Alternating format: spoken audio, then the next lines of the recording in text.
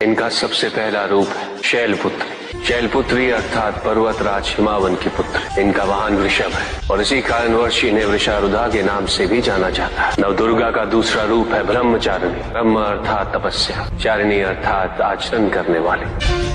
ये रूप उस ज्ञान व आचरण का प्रतीक है जिसके माध्यम से इन्होंने मुझे अपने पति के रूप में प्राप्त किया। नवदुर्गा का तीसरा रूप है चंद्रघंटा। मस्तक पे घंटे के आकार में आधा चंद्र। ये रूप अत्यंत शांतिदायक कल्याणकारी है। विभिन्न प्रकार के अस्त्र और शस्त्र इनकी 8 भुजाओं में सुसज्जित है। इनका तीसरा नेत्र सदैव खुला रहता है। चंद्रघंटा का वाहन सिंह है। ये युद्ध करने हेतु सदैव तत्पर रहती है। इनकी आराधना करने से निर्भीकता और वीरता के साथ ही सौम्यता और विनम्रता का विकास निश्चित है। ये जो मृत्यु देती है वो सुख कारक और निर्भय अवस्था में होती है। इनकी मंद मंद हंसी से संसार का जन्म संभव होता है। यह है नवदुर्गा का चौथा रूप जिसे कुष्मांडा के नाम से जाना जाता है। अष्टभुजा, शस्त्रधारिणी, व्याघ्रवाहिनी, हिरण्यवर्णा।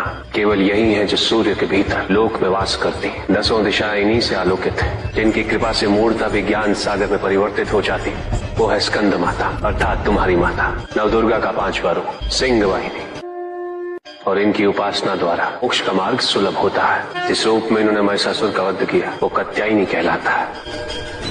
इनकी आराधना करने से अर्थ, धर्म, काम और मोक्ष फलों की प्राप्ति होती है। श्याम रंग, खुले केश, एक हाथ में लोहे का कांटा और एक में खड़ग, जिनका आशीष शुभों का कर्ता और कारक है। ये रूप काल रात्रि रूप कहलाता है। ये अंधकार का विनाश करती है। इनकी आराधना करने से असुरी शक्तियां भी भयभीत हो जाती है। श्वेत वर्ण, श्वेत वस्त्रों से सुसज्जित, चतुर्भुज, त्रिशूलधारी, तालवाद्य धारण करने वाली ये इस रूप में अपने उपासकों को अभयदान देती। ये इनका महागौरी रूप है। माँ दुर्गा का 9वां रूप सिद्धदात्री कहलाता है।